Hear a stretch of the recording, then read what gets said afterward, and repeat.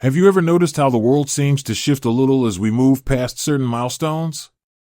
Like, suddenly, the things that used to occupy so much of our time, the social gatherings, the constant need to be surrounded by others, well, they don't seem quite as necessary.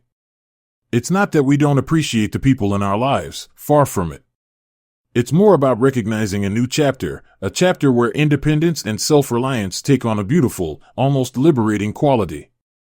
We're going to talk about something that might sound a little unconventional, even a bit radical, why you don't necessarily need a large circle of friends after 70, and how embracing that can actually lead to a much happier, more fulfilling life.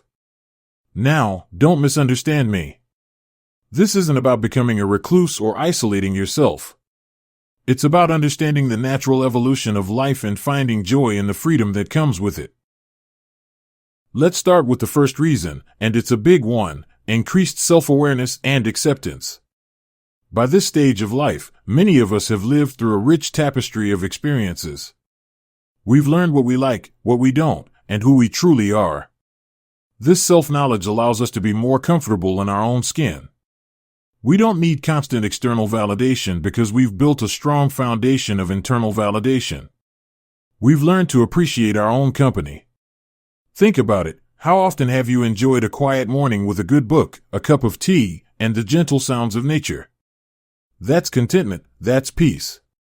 And it comes from knowing yourself, really knowing yourself. Spending time alone allows for deeper reflection, something that's harder to achieve when constantly surrounded by others. You learn to listen to your own needs, to trust your own instincts, and to find joy in your own presence. The second reason ties in beautifully with the first, prioritizing quality over quantity. Over the years, we've likely had various circles of friends, some closer than others. But as we age, we begin to realize that a few deep, meaningful connections are far more valuable than a wide network of acquaintances. It's about the friend who calls just to check in, who listens without judgment, who shares those quiet, meaningful moments. These are the connections that truly enrich our lives. We have less time and energy to invest in superficial relationships. We've learned to value the sincerity and depth of connection. You might find you naturally drift towards those who share your values and interests, and that's perfectly okay. It's about focusing on the relationships that truly nourish your soul, not just filling a social calendar. Think of a long walk with a cherished friend, sharing stories and laughter. Those are the moments that sustain us. Now that we've covered self-awareness and the value of quality friendships, let's move on to the third point, which speaks to the shifting landscape of our energy and focus. So, as I was saying, let's talk about the third reason why embracing a bit more independence after 70 can be so beneficial: conserving energy and focusing on personal well-being. Let's be honest, as we age, our energy levels naturally change. The constant social engagements that once seemed so invigorating can become draining. And that's perfectly normal. It's about being kind to ourselves and recognizing that our priorities might shift. We might find more joy in a quiet afternoon in the garden than a bustling social event. This isn't about becoming antisocial, it's about being selective about how we spend our precious energy.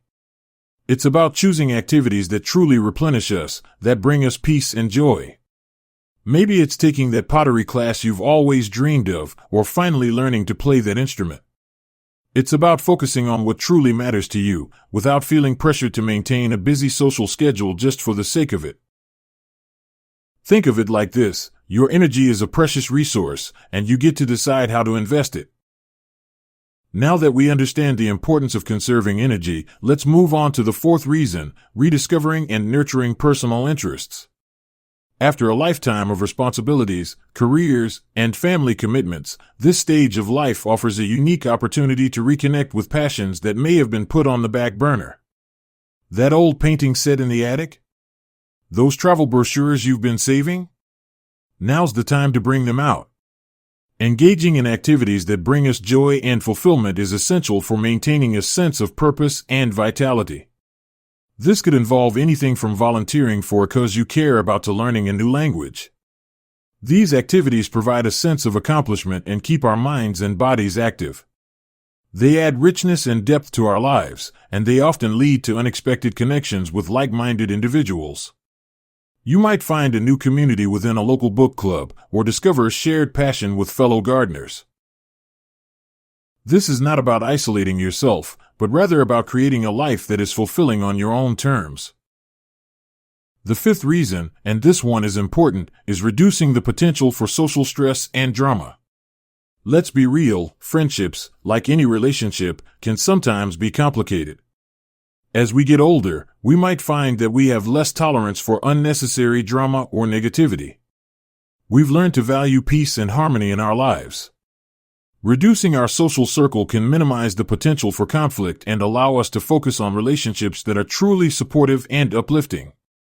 This doesn't mean cutting people out of your life without reason, but rather setting boundaries and choosing to invest in relationships that bring positivity and joy.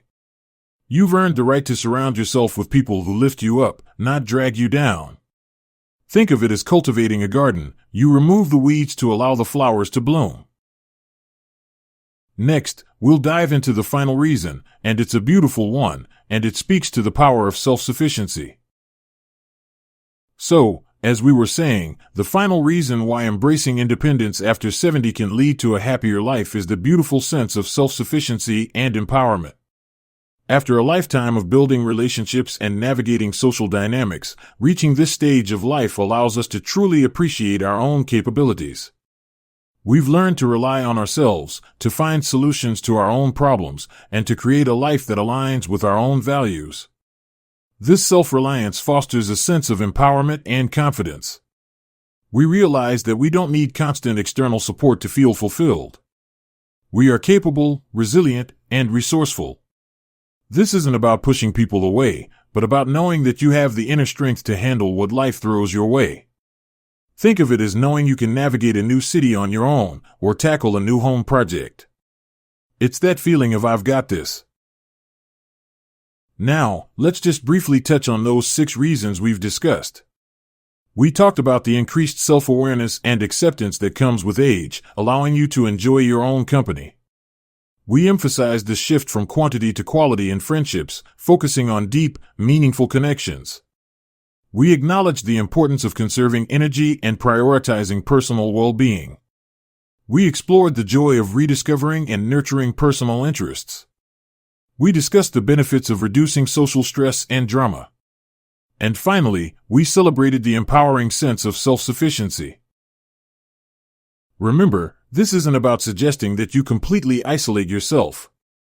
It's about recognizing the beautiful and natural shift in priorities that often occurs as we age. It's about understanding that finding joy and fulfillment in your own company is a powerful and liberating experience. It's about choosing how you spend your time and energy, and surrounding yourself with what truly brings you peace and happiness. You've lived a full life, and you've earned the right to prioritize your own well-being. Small changes, like focusing on quality connections, rediscovering old passions, or simply enjoying a quiet afternoon, can make a significant difference in your overall happiness. I'd love to hear your thoughts and experiences on this. Have you found a sense of liberation in embracing independence? What are some ways you found joy in your own company? Share your stories in the comments below. And if you found this video helpful, please give it a thumbs up and subscribe to the channel for more content designed to help you live your best life at any age. Here's to living your best life on your terms. You've earned it.